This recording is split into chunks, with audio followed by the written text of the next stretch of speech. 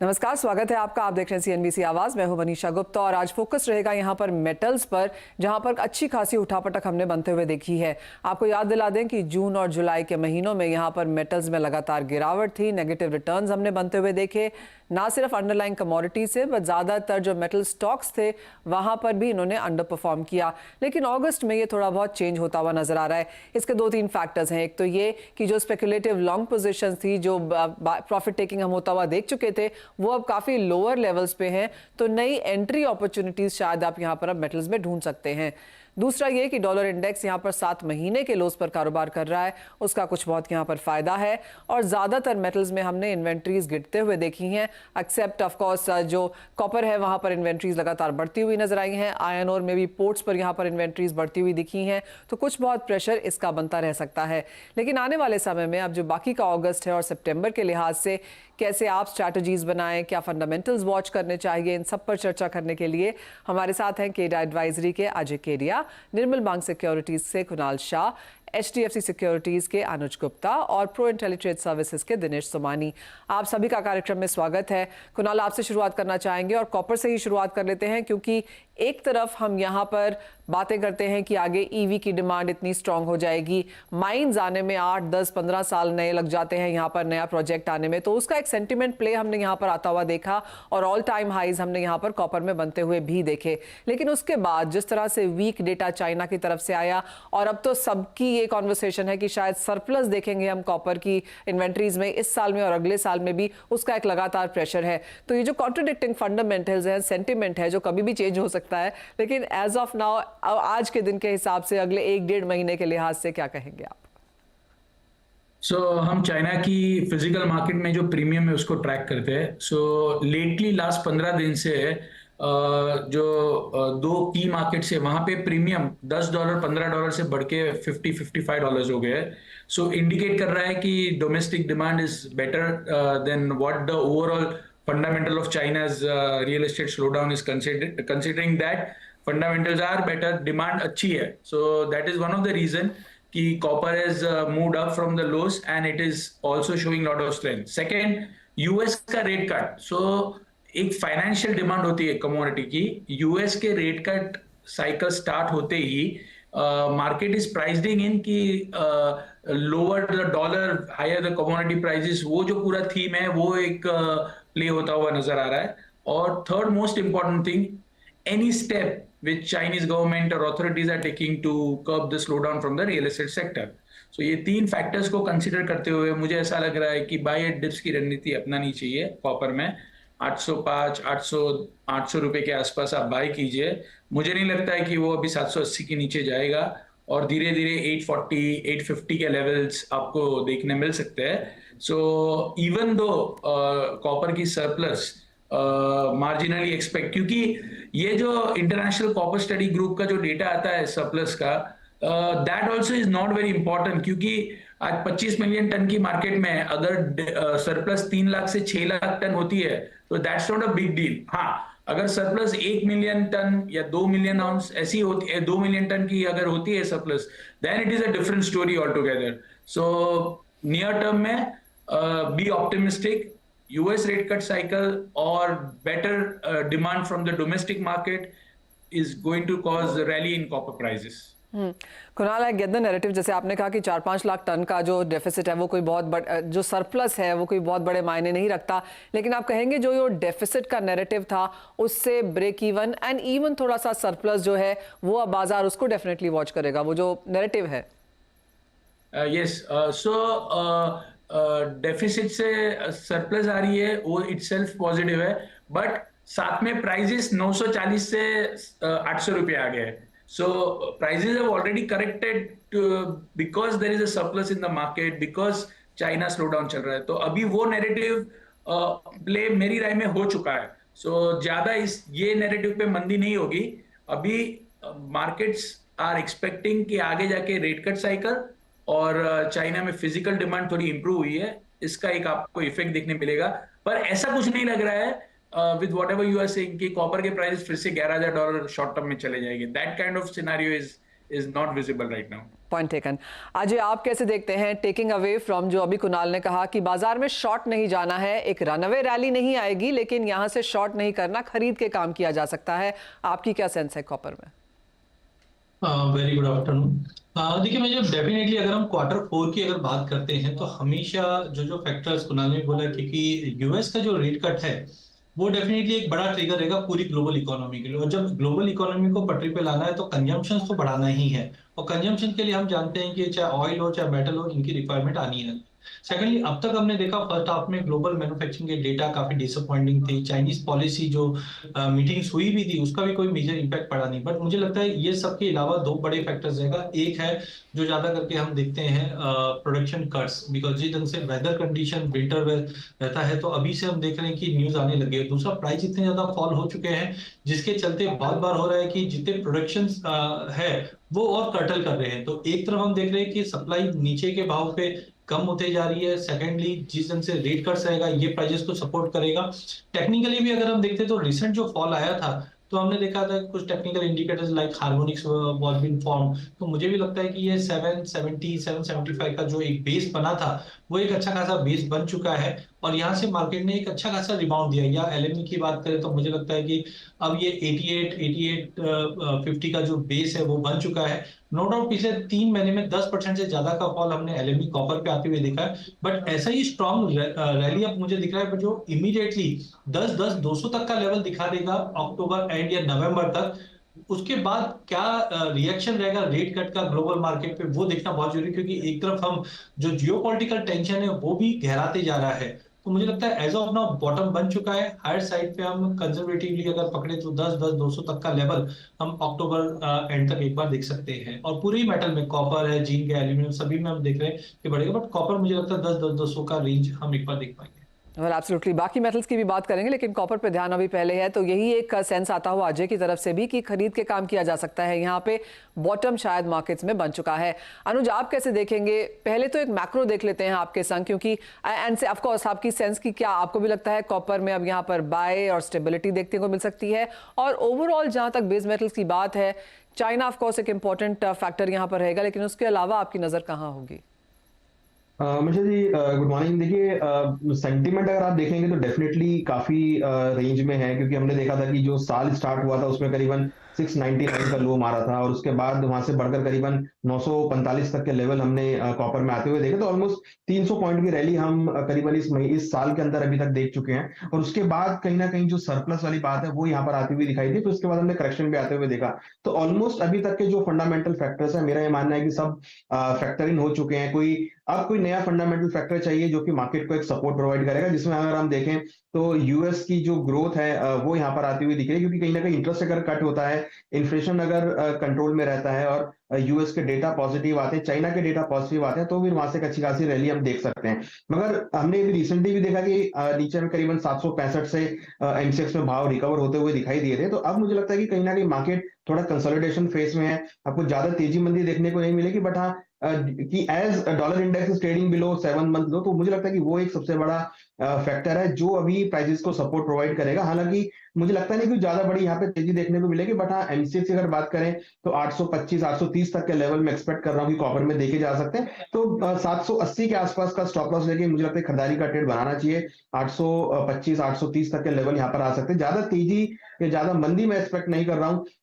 हालांकि अगर आप देखेंगे तो इंडस्ट्रियल मेटल में कॉपर के अलावा बाकी बेस मेटल अच्छा परफॉर्म किया, बट अगर पर्टिकुलर कॉपर की बात करें तो मुझे नहीं लग रहा कि कोई ज्यादा तेजी यहाँ पर आएगी। 830 825 830 तक के लेवल कॉपर में देखे जा सकते हैं। ऑलराइट, तो 3 स्ट्रेट बाय कॉल्स यहाँ पर कॉपर में आती हुई। दिनेश जी, आपकी यहाँ पर टॉप ट्रेड क्या रहेगी मेटल्स एज अ सेक्टर में, और आपको कॉपर में अब यहाँ पर क्या रुझान लगता है?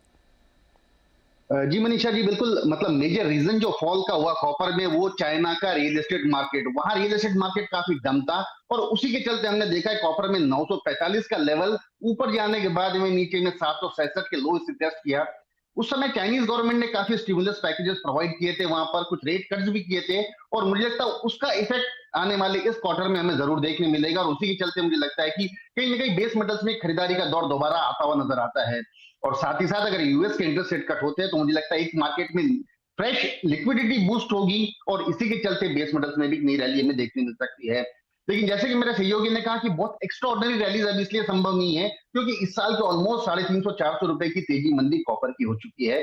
डाउन साइड 766 770 का ये बेस बना चुका है। मुझे नहीं लगता है कि ये 780 के नीचे जाने की कोई संभावना है।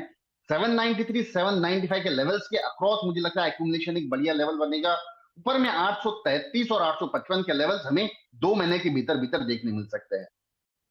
ऑलराइट, तो चारों एक्सपर्ट्स की यही राय है कि कॉपर में खरीदारी करके काम किया जाना चाहिए। बॉटम शायद यहां पर बन चुका है, शॉर्ट नहीं जाना है, तेजी यहां पर की जा सकती है। ऑल टाइम हाइज की एक्सपेक्टेशन ना रखें, लेकिन बढ़त यहां पर अब ग्रेजुअल देखने को मिल पाएगी।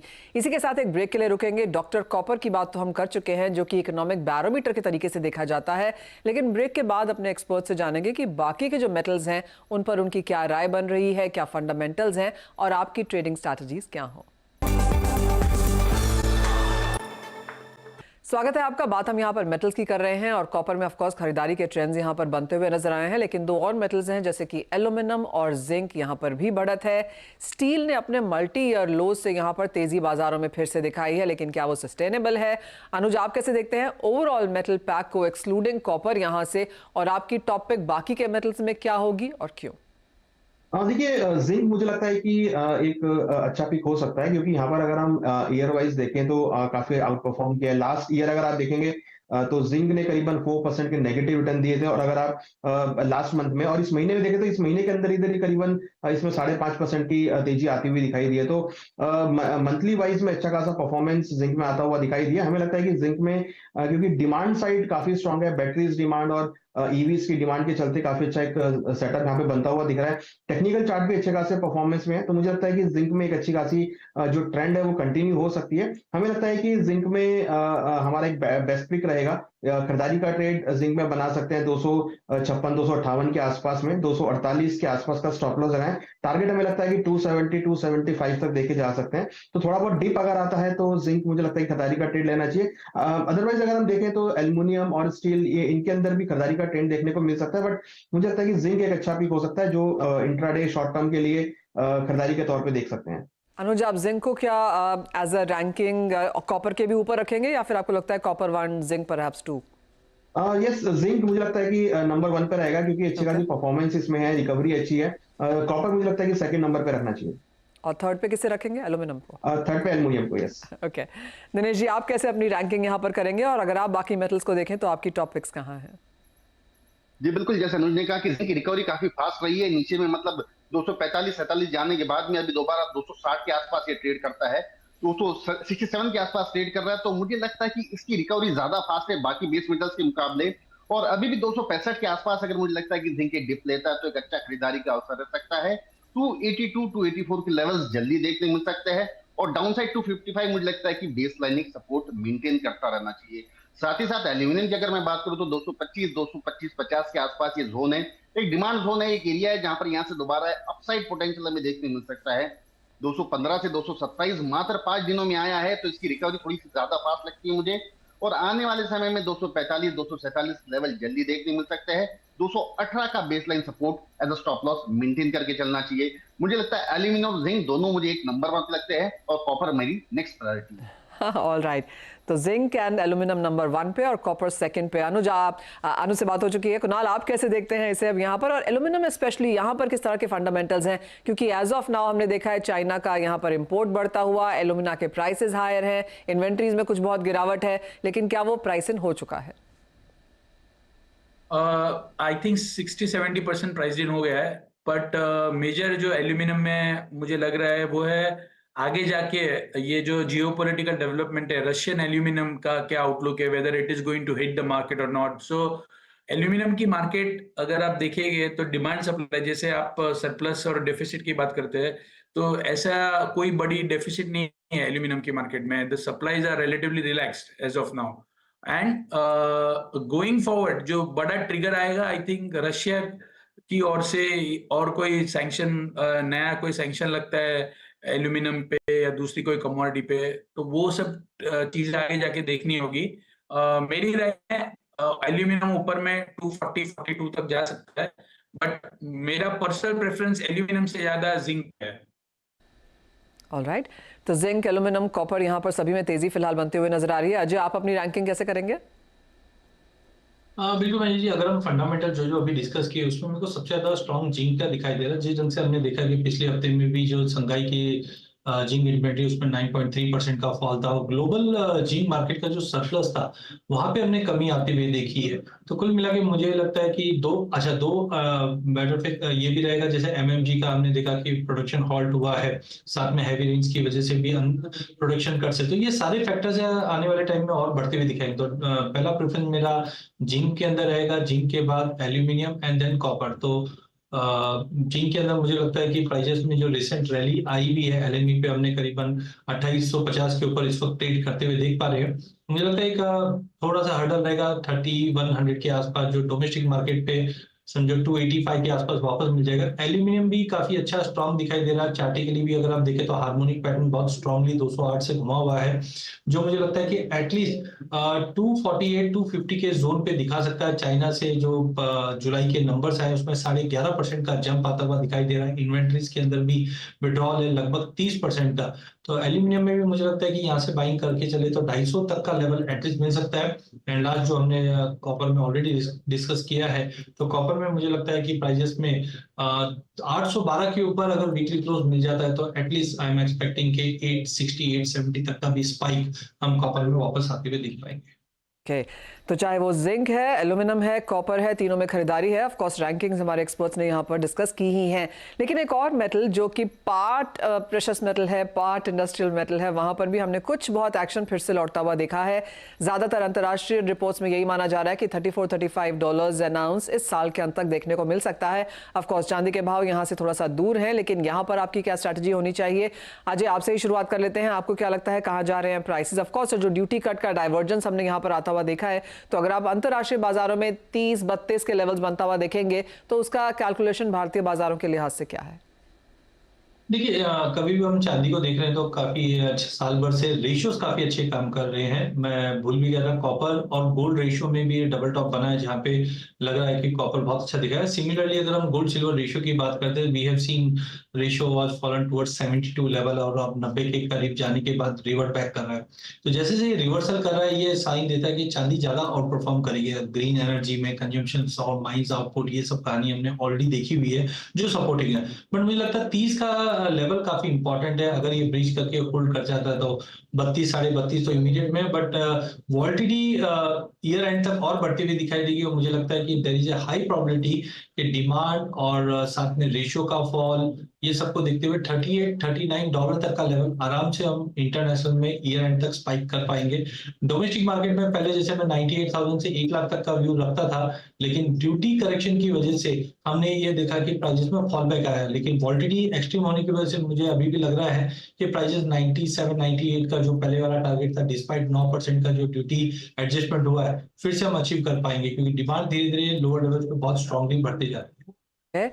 दिनेश जी, आपका चार्ट क्या दिखाते हैं? कल मेरी मेटल फोकस से बात हो रही थी, उन्होंने मुझे कहा 34-35 इस साल के अंत तक। अजय कह रहे हैं 38-39 इस साल के अंत तक। जी, मैं पहले बहुत ज्यादा एक्स्ट्रा बुलिश था, लेकिन ये 9% ड्यूटी कट के बाद काफी क्लाइंट्स तक हो गए उसमें, और मुझे लगता है कि एक कॉशियस अप्रोच जरूर लेना चाहिए इसमें, क्योंकि ये इसका जो फॉल होता है ये बहुत ही रिगरस होता है। 78,500 के ब्रेकआउट के बाद में 95,000 जाने में करीब करीब 4 महीने लगाए, और 95 से 78 आने में 1 महीना ही लगा इसमें। तो जो फॉल इसका है बहुत स्टीप होता है, बहुत शार्प होता है, और इतना होता है कि हम ये समझ नहीं पाते कि उसको एग्जिट कहां पर करें। बट फॉर्चुनेटली 78,500 से दोबारा रिट्रेस करके अभी 84-85,000 के इर्द गिर्द ट्रेड कर रहा है। तो मुझे लगता है यहां से दोबारा एक इसका चांस है 88,000 टू 92,000। मतलब ऑन एग्रेसिव मोड में कहूंगा कि 92,000 ये दोबारा लेवल आ सकते हैं, जो कि इंटरनेशनल लेवल में 32-32.5 के लेवल रखते हैं। अगर कोई स्ट्रेच आउट हुआ तो मुझे लगता है मैक्स टू मैक्स 3350 या फिर 34, मुझे लगता है ये levels max to max international level में जाने चाहिए।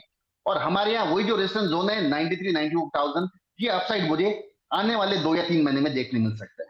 अनुज, आप कैसे देखते हैं चांदी को? और खरीदारी की राय तो ऑफ कोर्स यहाँ पर सभी दे ही रहे हैं, और आप लोग सब इस साल की शुरुआत से ही दे रहे हैं, एंड आई एम अज्यूमिंग काफी दर्शकों ने यहाँ पर पैसा भी कमाया होगा जिस तरह से चांदी में गेंस देखने को मिले हैं। लेकिन हम कहीं ना कहीं 32 से 38 के बीच में यहाँ पर अटकते हुए नजर आ रहे हैं। आप इस रेंज में अपने आप को कहाँ पाते हैं, और भारतीय बाजारों में किस तरह के लेवल्स देखने को मिल पाएंगे?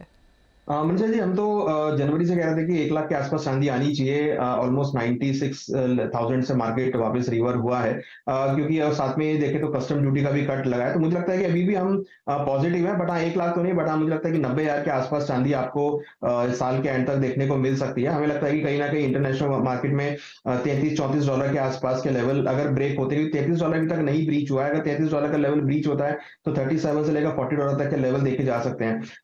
14-15 साल लगाए चांदी ने पूरे कंसोलिडेशन को देखने में, और उसके बाद एक अच्छा खासा ब्रेकआउट हुआ। तो स्लो एंड स्टडी मोमेंटम चांदी पकड़ता हुआ दिखाई दे रहा है। हालांकि हमने बहुत तेजी के एक ट्रेंड इसमें यहाँ पे आते हुआ देखा था, उसके बाद थोड़ा ब्रेक लगा, कंसोलिडेशन हुआ। अभी फिलहाल एक कंसोलिडेशन का फेज चल रहा है। मुझे लगता है कि इस कंसोलिडेशन के बाद एक अच्छा ब्रेकआउट यहाँ पर एक्सपेक्टेड है, जो कि यहाँ देखा जा सकता है। तो मुझे लगता है कि ईयर एंड तक आपको 33 से लेकर $35 के बीच के लेवल देखे जा सकते हैं, और अगर इन बिटवीन $33 का लेवल ब्रेक होता है तो फिर हम एक अच्छी रैली यहाँ पर कंटिन्यू होती हुई देखेंगे, जो कि 37 से लेकर 40,000 तक जा सकती है।